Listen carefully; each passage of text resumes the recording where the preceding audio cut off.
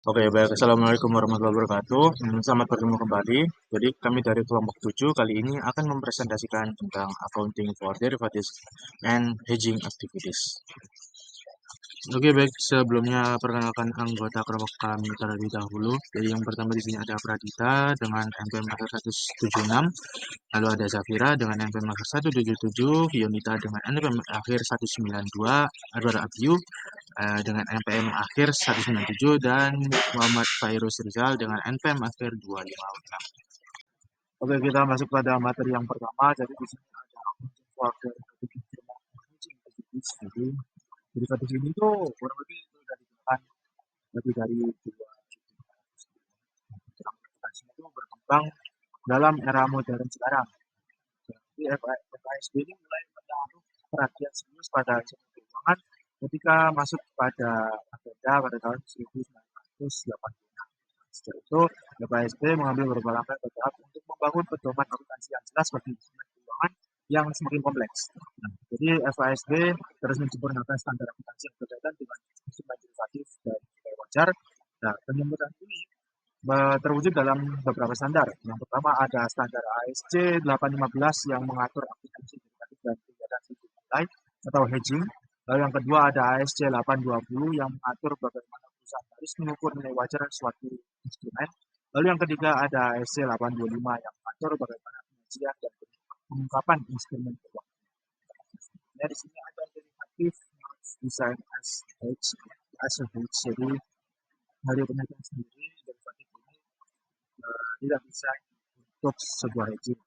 Tapi perusahaan ini dapat menggunakan derivatif untuk dua tujuan. Yang pertama spekulasi atau investasi dan juga untuk hedging. Nah, jika derivatif ini tidak memenuhi syarat untuk hedge accounting, maka perlakuan itu cukup sederhana, di mana dicatat sebagai aset atau liabilitas biasa, lalu diukur dengan fair value dan setiap perubahan nilainya itu langsung masuk ke bagian laba rugi. Nah, namun jika perusahaan itu menggunakan derivatif untuk hedging dan memenuhi kriteria khusus, misalnya dokumen formal, hukum efektif, dan tujuan yang jelas, maka perlakuan akuntansinya berbeda dan mengikuti aturan hedge accounting yang akan dijelaskan nanti lebih lanjut. Lalu kita masuk pada hedge accounting.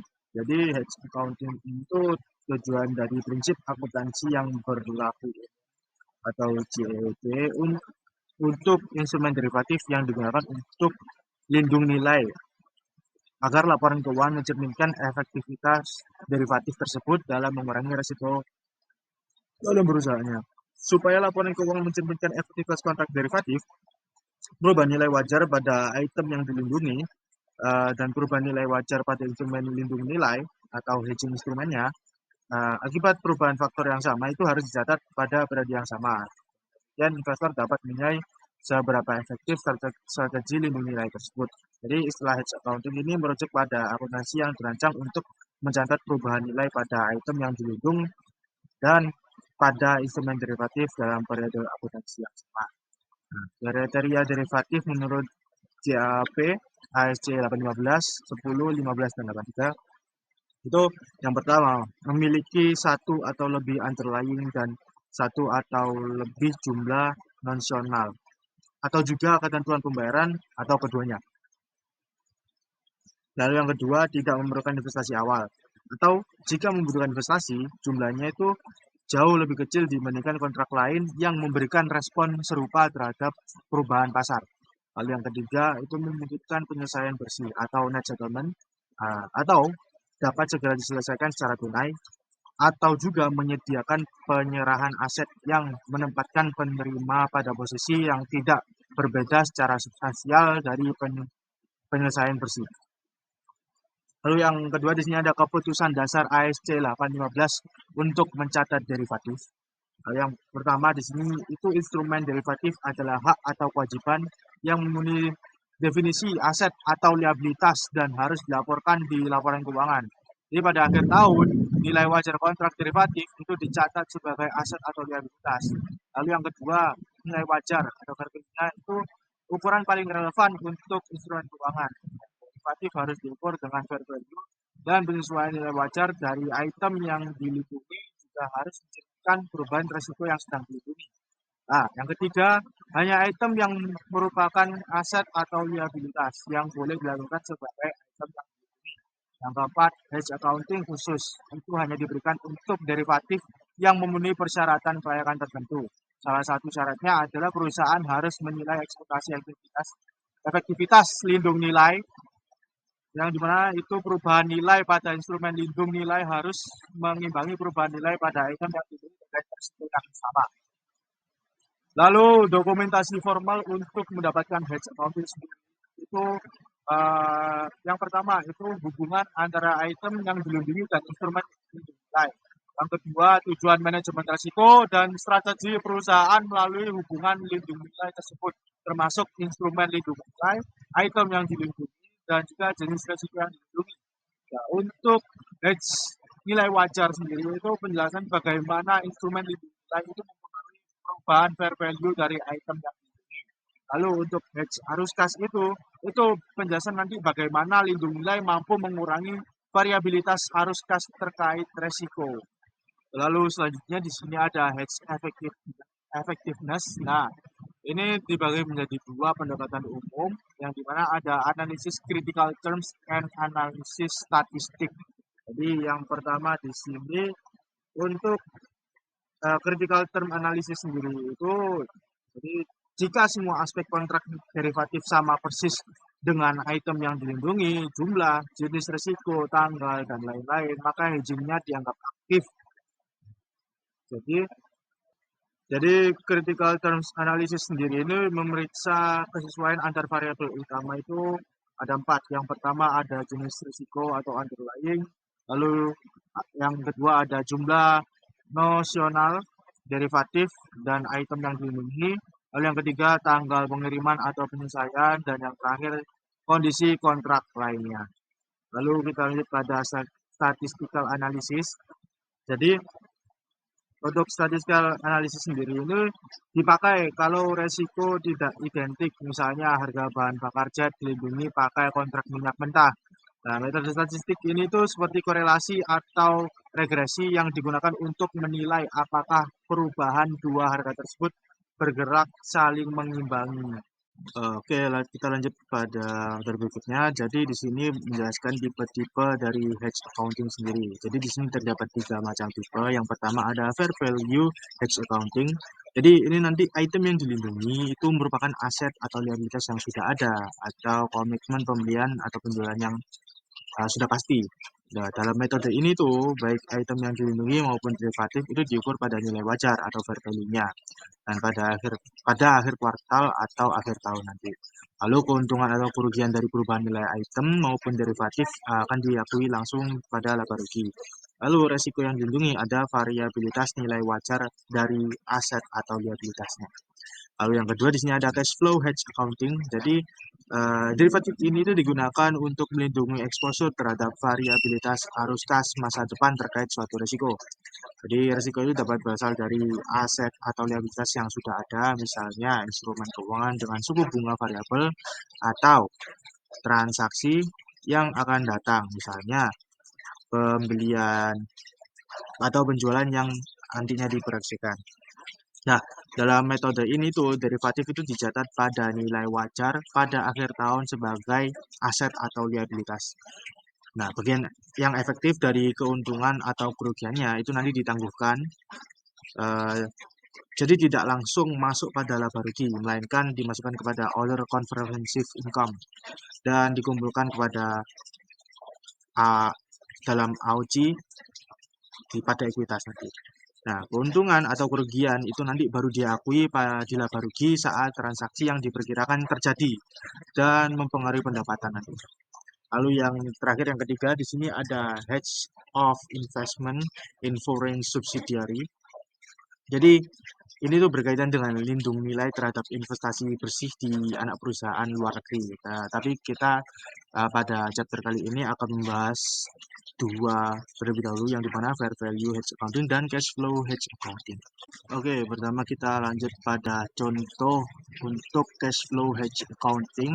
Jadi sebelumnya ini ada grey yang dimana sudah pernah dibahas pada chapter 12, yang dimana Gray ini memperkirakan akan memproduksi dan menjual 2 juta pound tembaga dalam 1 tahun dengan nilai yang diperkirakan sebesar 4 juta dolar. Nah, Gray ini kemudian membuat kontrak forward dengan Bro untuk mengunci harga jualnya itu sebesar 2,2 dolar per poundnya.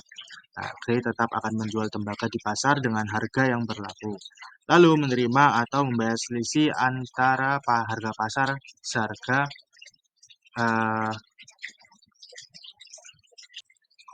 dengan harganya yang sesuai kontrak tadi. Nah, sehingga Gray itu tetap memperoleh nilai bersih dari penjualan 2,2 dolar per pound. Nah, kontrak ini tuh menghilangkan seluruh variabilitas pendapatan dari sesi harga penjualan, sehingga merupakan hedge yang sangat efektif. Nah, kontrak forward ini ditandatangani pada 1 Oktober 2016 dan akan diselesaikan pada 30 September 2017. Gray menyusun laporan keuangan triwulan.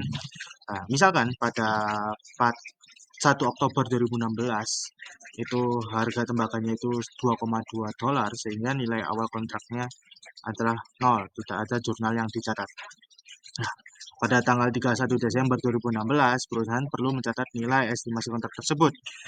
Tujuan kontrak ini tuh nantinya untuk mengurangi risiko fluktuasi harga pendapatan terkait transaksi yang diantisipasi, yaitu produksi dan penjualan tembaga. Karena kontrak ini dipakai untuk menghentikan dampak fluktuasi harga terhadap arus kas pada masa depan.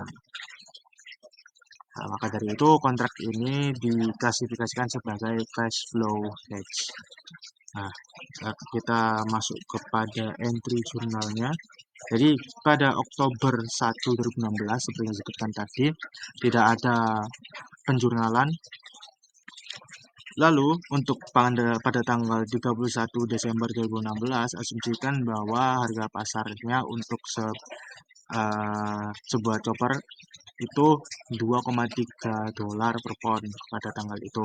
Nah, jika harga pasarnya itu sama, Gray itu akan membayar pada Bro sebesar 0,1, yang dimana itu dari selisih dari forward kontraknya yang tadi 2,2 dengan harga dari pasarnya yang 2,3 dikalikan dengan 2 juta, yang dimana si Gray ini akan membayar sebesar 200.000 pada akhir kontrak yang selama 6 bulan.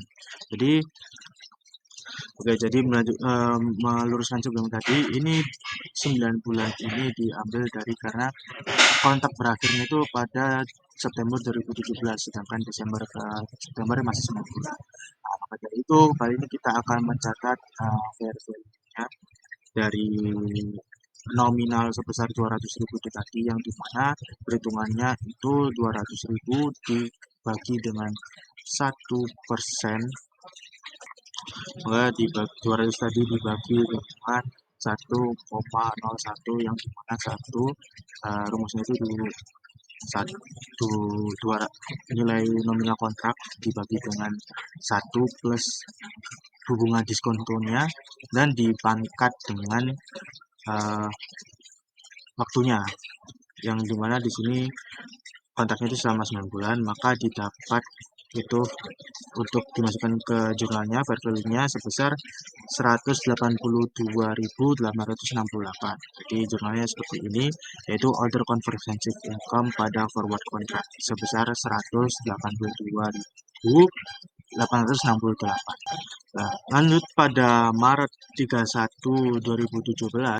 Nah, jadi karena si Gray ini membuat laporan keuangan kuartalan, maka ada pencatatan pada Maret 31 2017, yang dimana kita asumsikan kalau misalkan harga pasar koper saat itu 2,15 per poundnya. Di saat ini itu si Bro yang akan membayar kepada si Gray, karena harganya lebih rendah dari harga kontraknya, itu keuntungan.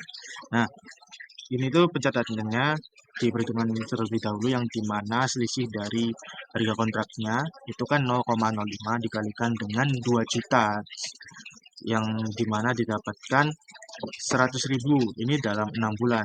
yaitu dari Maret sampai dengan akhir kontrak yaitu September. Nah, kita estimasikan nilai fair value-nya yang dimana 100.000 dibagi dengan 1,01 yang dimana itu 1 ditambah dengan bunga diskontonya dipangkat dengan 6 yang dimana itu jumlah bulan sebelum berakhir. Nah, dimana didapatkan hasilnya 94.205. Nah, di sini pencatatannya itu merupakan forward kontrak sebesar 94.205 kepada forward kontrak tadi loss itu sebesar 182.868 kepada other comprehensive income yang dimana itu sebesar 277.773. Oke, melanjutkan contoh soal yang tadi, kita lanjut pada pencatatan di bulan Juni. Jadi pada bulan Juni itu di sini diasumsikan kalau misalkan harga pasarnya itu 2,1. Ya. Jika harganya itu turun, maka perusahaan itu akan mendapat selisihnya. Dimana dengan harga kontrak itu kan harga kontraknya kan 2,2 yang dimana harga pasarnya 2,1, maka selisihnya sebesar 0,1 akan dikalikan dengan jumlah itemnya sebesar 2 juta yang didapat 200.000 dalam 3 bulan. Nah, kita akan mengestimasikan fair value dari kontraknya yang dimana didapat dari perhitungannya itu 200.000 dibagi dengan 1 di 1,01 dipangkat 3. Nah, itu didapat 194.118. Jadi ini akan dicatat sebagai berikut. Jadi forward kontrak pada other comprehensive income yang dimana sebesar 99.913. Jadi 99.913 ini itu didapat dari sisi dari harga fair value-nya ini tadi dengan nominal di balance-nya yang dimana itu sebesar 94.205. Nah, oke, kita selanjutnya lanjut pada jurnal pada bulan September yang dimana di sini akhir dari kontraknya yang dimana di sini itu diasumsikan kalau misalkan pada harga pasar di September itu seharga 2,3. Nah, ini kan karena melebihi dari nilai kontraknya, si Gri ini tidak jadi mengambil harga dari kontraknya yang dimana 2,2. Maka dari itu dia harus membayar ke Bro sebesar selisihnya. Jadi 2,3 itu dari harga pasar dikurangi dengan nilai kontraknya, selisihnya itu kan 0,1 dikalikan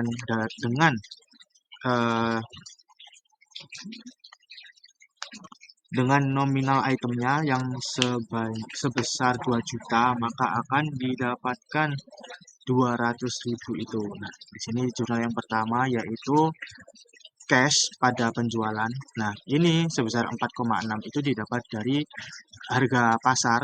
Jadi Grey ini akan menjual dengan harga pasar sebesar 2,3 dikalikan dengan 2 juta, maka dia mendapat cash sebesar 4,6 juta. Nah, pada cost COGS dan inventory, dan dimana tadi sebutkan di awal bahwa sebesar 4 juta. Nah, selanjutnya yaitu untuk jurnal net settlement-nya, ini di sini itu karena kan tadi niatnya mereka menjual dengan harga 2,2 dan akhirnya mereka menjual dengan harga pasar, tetap mereka akan membayar selisihnya kepada si Pro. Nah, di sini akan dicatat sebagai berikut, yang dimana sales itu sebesar 200 dan other comprehensive income sebesar 194.118, yang dimana OCI ini other comprehensive income ini juga harus ditutup nantinya. Jadi kepada cash dan forward contract tadi. Oke, baik, selanjutnya akan dilanjutkan oleh rekan saya. Baik, selanjutnya yaitu fair value hedges, di mana fair value hedges ini adalah akuntansi lindung nilai yang berdasarkan nilai wajar yang digunakan untuk lindung nilai yang sangat efektif atas aset atau liabilitas yang sudah ada, atau atas komitmen penjualan atau pembelian yang pasti terjadi. Contoh dari fair value hedges ini sendiri yaitu adalah perusahaan WEF ini adalah perusahaan pengelola minyak. Nah, WEF ini membeli minyak mentah dari berbagai produsen dan setelah diproses, perusahaan WEF ini menjual kepada pedagang grosir bensin. Kemudian, WEF ini memurnikan minyaknya hampir segera setelah pembelian. Namun, karena beberapa kerusakan pabrik, perusahaan memiliki sekitar 100.000 barel minyak yang tidak akan diproses selama 6 bulan. Nah, WAF ini kemudian perusahaan WAF ini membuat kontrak forward untuk menjual minyak tersebut dengan harga $90 per barel dalam 6 bulan. Kontrak akan diselesaikan secara neto dengan nilai buku minyak menurut WAF adalah $86, yaitu biaya historisnya sebesar $8.600.000.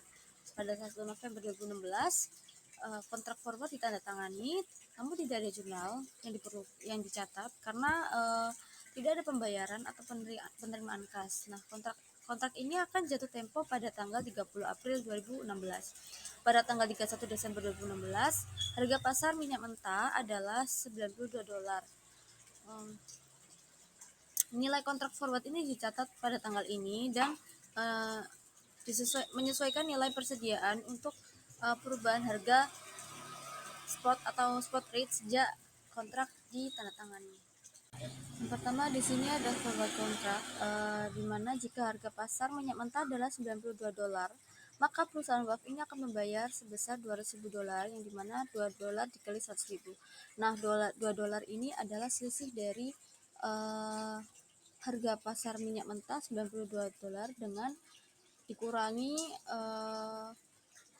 forward kontraknya, harga forward kontraknya itu sebesar $90. Nah, $200.000 ini tuh untuk menyelesaikan kontrak. Nah, pembayaran itu tuh baru terjadi 4 bulan lagi. Jadi nilai kontraknya pada tanggal 31 Desember 2016 adalah dengan bunga 1% per bulan itu adalah 200.000 dibagi 1,01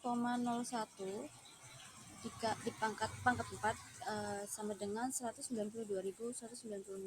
Nah, jadi jurnal penyesuaian untuk kontrak forwardnya adalah loss on forward contract pada forward contract sebesar 192.196.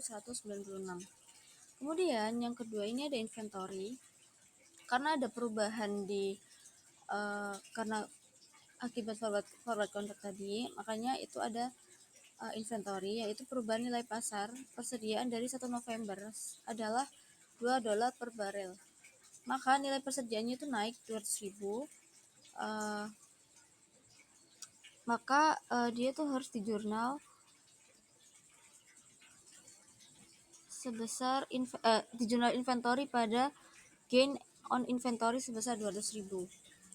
Nah, sekarang ini nilai buku persediaannya itu menjadi 8.800.000 karena yang awal kan tadi 8.600.000. Ada kenaikan persediaan sebesar 200, jadi persediaannya itu yang tersedia sekarang adalah $8.800.000. Nah, pada tanggal 31 Maret 2017, spot rate minyak adalah harga spot minyak adalah $89. Nah, jika harganya $89, maka perusahaan WEF itu akan menerima 100.000 dalam 1 bulan. Nah, nilai estimasi kontraknya adalah 100.000 dibagi 1,01 sama dengan 99.110. Nah, itu tuh akan dijurnal juga sebagai entry record the forward, yaitu forward contract menambah aset sebesar Rp99.010. Kemudian forward kontrak mengurangi liabilitas sebesar $192.196 pada gain on forward contract sebesar $291.206. Nah, akhirnya kemudian nilai persediaan yang sekarang adalah karena ada perubahan harga spot minyak tadi, maka persediaannya juga akan ikut berubah, di mana 92 dikurangi 89 itu dikalikan 100 sama dengan 300.000 dolar, dan itu di jurnal sebagai loss on inventory yang pada inventory sebesar 300.000 dolar. Nah, pada akhirnya nilai buku persediaannya adalah 8.600.000 ditambah 200.000 dikurangi 300.000 sebesar 8.500.000. Nah, kemudian pada tanggal 30 April 2017, kontrak forward ini jatuh tempo dengan harga spot pada saat itu adalah 87,5 dolar. Nah, maka perusahaan WAF ini akan menerima sebesar 250 dolar yang dihitung dari 90 dikurangi sesuai nilai 90 itu harga kontraknya dikurangi 87,5 harga pasar pada saat itu dikali 100.000. Jadi 90 kurang 87,5 dikali 100.000 hasilnya adalah 250.000. Maka untuk mencetak forward kontraknya ini adalah di mana perusahaan itu menerima kas sebesar 250.000 dolar dari selisih harga dalam kontrak. Kemudian nilai kontrak forward yang sebelumnya dicatat 99.010 dolar itu akan ditutup dan sisanya menjadi keuntungan dari kontrak forward yaitu sebesar 150.990 dolar. Nah, untuk inventornya sendiri yaitu karena harganya turun, jadi nilai persediaannya juga turun, yaitu dicatat sebagai loss on inventory sebesar 150.000 dolar dan penurunannya dicatat sebagai kerugian persedia. Ini kan penurunannya tadi dicatat sebagai kerugian persediaan, jadi loss on inventory pada inventory sebesar 150.000 dolar. Nah, sehingga ada ringkasan dampak ke laba summary of effect on earnings. Tabel ini menunjukkan efek dari penyesuaian nilai persediaan dan penyesuaian nilai kontrak forward yang sudah kita hitung sebelumnya tadi, di mana di sini total perubahan nilai persediaannya itu yaitu menunjukkan angka selisih atau rugi sebesar 250.000 dolar dan perubahan pada kontrak forwardnya itu mereka mendapatkan laba sebesar 250.000 dolar. Jadi dampak bersih ke labanya itu 0 dolar, yang dimana ini menunjukkan bahwa fair value hedge ini benar-benar menetralkan risiko perubahan harga yang merupakan tujuan utama dari hedge itu sendiri. Nah, kemudiannya di sini selanjutnya itu additional cash flow hedge example, yaitu tentang opsi kontrak atau kontrak opsi, di mana di tanggal perusahaan ini menandatangani kontrak pada 15 Januari 2016 dengan biaya kontraknya adalah 1.000 dolar dan harga opsinya adalah 1 dolar per galon untuk 100.000 galon bahan bakar, dan opsi tersebut berakhir pada 31 Mei 2016. Nah, pada saat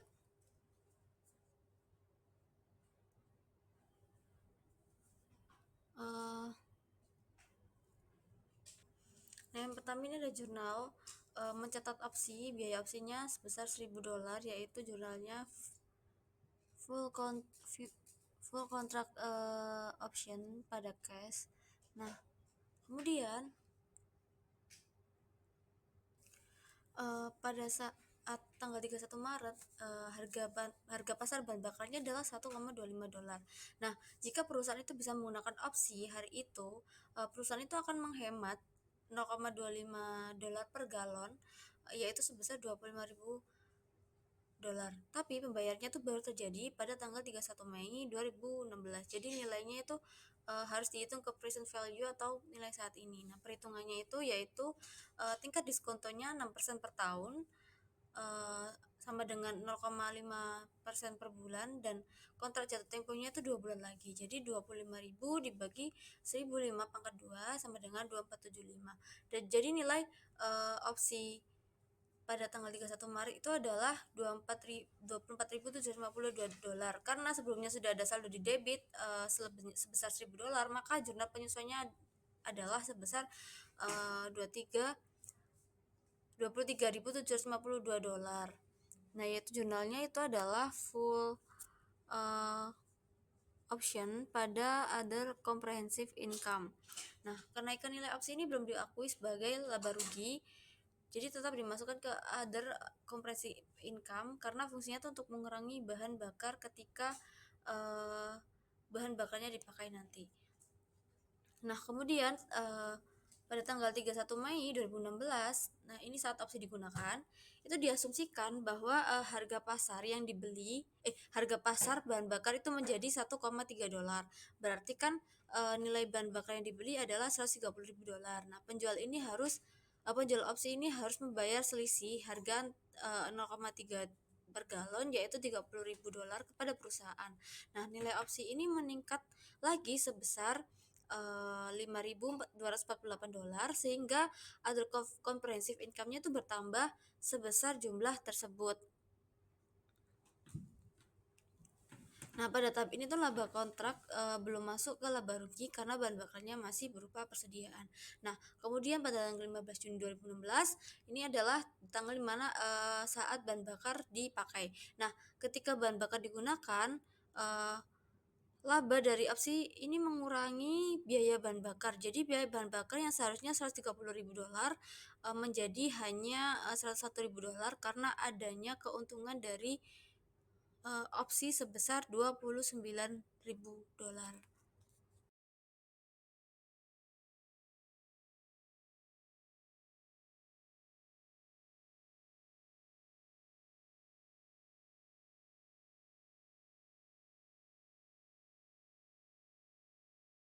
Baik, di sini saya akan menjelaskan mengenai example of accounting for cash flow hedge of an existing foreign currency denominate account receivable, dan fair value hedge accounting for region currency denominate receivable example.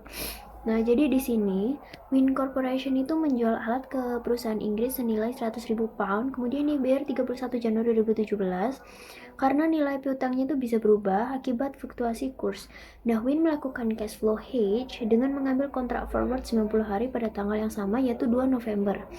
Tujuannya yaitu supaya nilai kas yang diterima itu lebih stabil, lalu perubahan nilai piutang dan forward akan dicatat sesuai aturan hedge, di mana bagian efektif masuk atau OCI dan sisanya ke laba rugi.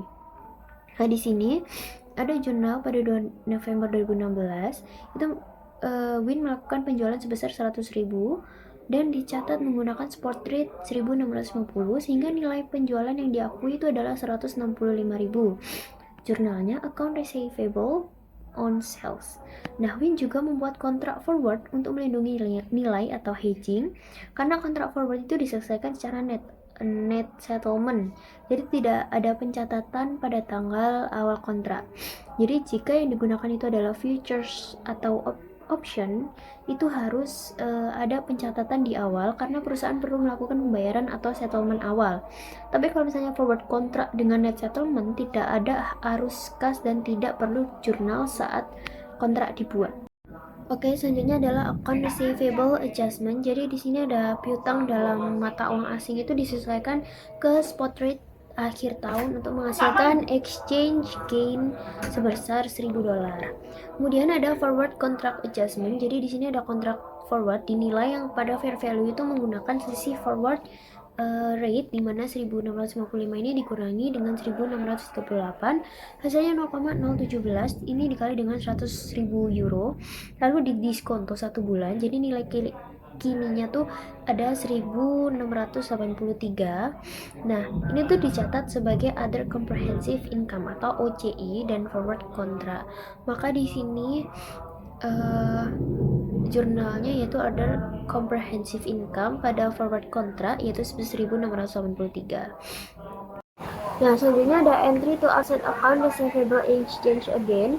Jadi karena piutang naik 1.000 dolar dan forward contract juga dicatat ke OCI, itu dibuat jurnal untuk mengimbangi exchange gain-nya. Jadi exchange loss-nya kan 1.000 dan OCI-nya 1.000, maka jurnalnya exchange loss on other comprehensive income. Selanjutnya ada discount amortization, dimana karena hedge ini tuh memenuhi syarat cash flow hedge, maka selisih antara nilai forward dan nilai spot itu diamortisasi. Di sini ada perhitungannya. Ya, tujuannya itu untuk mencari implicit monthly interest rate atau R yang membuat nilai hedge aset itu sebesar 165.000 setara dengan present value cash flow forward sebesar 163.800 selama 3 bulan. Nah, persamaannya itu disusun sebagai berikut. 165.000 dalam kurung 1 plus R pangkat 3 hasilnya 163.800 yang memperoleh hasil 0,9973. Maka R-nya di sini minus 0,243% per bulannya. Selanjutnya ada tabel amortisasi diskon. Jadi tabel tersebut itu menunjukkan proses amortisasi diskon untuk 3 bulan, yaitu November, Desember, dan Januari, dengan tingkat diskontonya 0,00243 per bulan. Nah, total diskon yang diamortisasi itu $1.200. Nah, di sini ada jurnalnya. Ada gambarnya, ada kolom balance itu menggambarkan nilai kini forward hedge yang bertambah setiap bulan, itu menunjukkan cash flow akhir sebesar 163.800. Kemudian ada angka amortisasi yaitu November 401, Desember 401, Januari 399. Itu biaya loss yang harus dicatat tiap bulan untuk menutup selisih nilai awal dan nilai kini. Nah, jurnal ini itu memindahkan sebagian rugi hedging, diskon amortisasi dari OCI ke laporan laba rugi secara bertahap sesuai aturan cash flow hedge. Nah, di sini kemudian selanjutnya ada account receivable fair value adjustment and settlement pada tanggal 31 Januari 2017. Di sini Win menagih piutang sebesar 100.000 karena KUR meningkat. Win mendapatkan tambahan keuntungan kurs yaitu 500. Baik, selanjutnya ada cash flow. Jadi di sini ada account receivable atau asetnya. Jadi nilai piutang itu berubah sesuai kurs sehingga menghasilkan exchange gain yang nanti akan di-offset oleh hedge. Nah, kemudian ada forward contract. Di forward contract itu menghasilkan rugi karena forward rate lebih rendah dari spot saat settlement. Selanjutnya ada other comprehensive atau OCI. Ini tuh menangkap seluruh perubahan nilai wajar hedge sebelum dialihkan ke profit atau loss. OCI itu dipakai sebagai penyangga untuk menunda dampak perubahan nilai hedge sampai settlement. Kemudian ada income effect atau pengaruh ke laba rugi. Jadi cash flow hedge itu menghilangkan variabilitas kurs. Kemudian gain piutang itu selalu di-offset oleh OCI sehingga hanya biaya amortisasi yaitu 801 ditambah dengan 399 itu 1.200 yang muncul sebagai rugi bersih. Nah, transaksi ini tuh adalah cash flow hedge atas piutang bernominasi GBP itu menggunakan kontrak forward yang diselesaikan secara net. Nah, piutang itu dicatat pada 165.000 dan disesuaikan dengan perubahan spot rate sehingga mencapai 166.500. Forward contract itu menghasilkan kewajiban sebesar 1.683 pada Desember dan tambahan 1.017 pada Januari, kemudian diselesaikan dengan pembayaran 2.700. Nah, akumulasi dampak hedge dicatat sementara di OC untuk menyeimbangkan gain atau loss dari piutang. Kemudian diamortisasi ke laba rugi sebesar totalnya 1.200 selama 3 bulan, dan pada akhirnya hedge itu meniadakan dampak fluktuasi kurs pada laba dan hanya biaya diskonto yang menjadi rugi bersih. Baik, selanjutnya ada fair value hedge atau foreign currency. Jadi di sini ada transaksi awal di 1 Desember 2016. Di sini US Oil menjual 15 juta yen dengan spot rate 0,07500 sehingga dicatat piutangnya itu 112.500. Nah, untuk menghindari risiko kurs, perusahaan itu langsung buka kontrak forward 60 hari dengan forward rate yaitu 0,07450 itu menghasilkan nilai kontrak $112.350. Karena forward rate itu lebih rendah dari spot rate, itu perusahaan langsung mengunci rugi kecil yaitu 150 sebagai biaya menghindari resiko fluktuasi nilai tukar. Kemudian ada penyesuaian akhir tahun yaitu 31 Desember 2016. Pada akhir tahun spot rate ini tuh turun ke 0,07498 sehingga piutang itu ikut turun dan muncul lagi kurs $30. Sementara itu forward rate itu turun ke 0,007489 sehingga kontrak forward itu memberi keuntungan 15%, tetapi karena harus didiskonto 12% selama 1 bulan, keuntungan yang dicatat itu cuma 14.085. Kemudian ada di sini net loss yang muncul di 2016 itu 15,5 dari 30 dikurangi 14,85. Dan yang terakhir ada settlement. di 30 Januari 2017. Jadi pada hari pembayaran spot rate itu menjadi 0,007497. Jadi cash yang diterima itu cuma 112.455. Itu sedikit lebih rendah dari nilai buku piutang sehingga menimbulkan rugi $15 lagi. Jadi pada kontrak forward perubahan nilai kurs itu menimbulkan rugi tambahan yaitu 119.085. Kemudian US Oil ini tuh kemudian menyerahkan yen ke broker dan menerima cash sesuai nilai forward yaitu 112.350.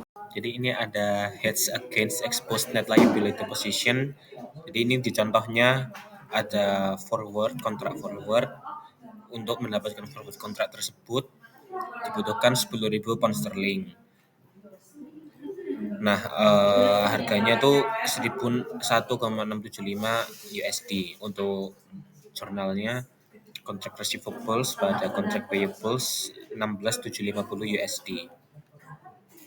Kemudian kita asumsikan instrumen derivatif itu menggunakan hedge. Untuk jurnalnya kontrak receivable pada kontrak payables senilai 43.500. Ini 43.500 didapat dari $0,725 dikali dengan 60.000. Nah, pada 31 Desember 2016 forward rate-nya itu berubah turun menjadi $0,71. Untuk jurnalnya ini exchange loss pada contract receivable senilai 900 USD. Nah, tapi kerugian ini lebih kecil daripada komitmen yang telah dibuat.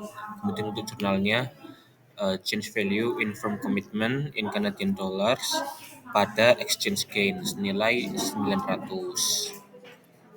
Kemudian ini ada journal entry untuk tanggal 31 Maret 2017. Yang pertama ada contract payable pada cash untuk to record settlement on forward contract. Kemudian yang kedua ada cash pada cash exchange loss lawan contract receivable senilai 4.800, 1.800 dan 4.600. Kemudian yang ketiga ada change in value of firm committed in Canadian dollars pada exchange gain masing-masing 1.800. Kemudian ada inventory pada change in value of firm commitment in Canadian dollars masing-masing 4.500, 2.700 dan 4.800.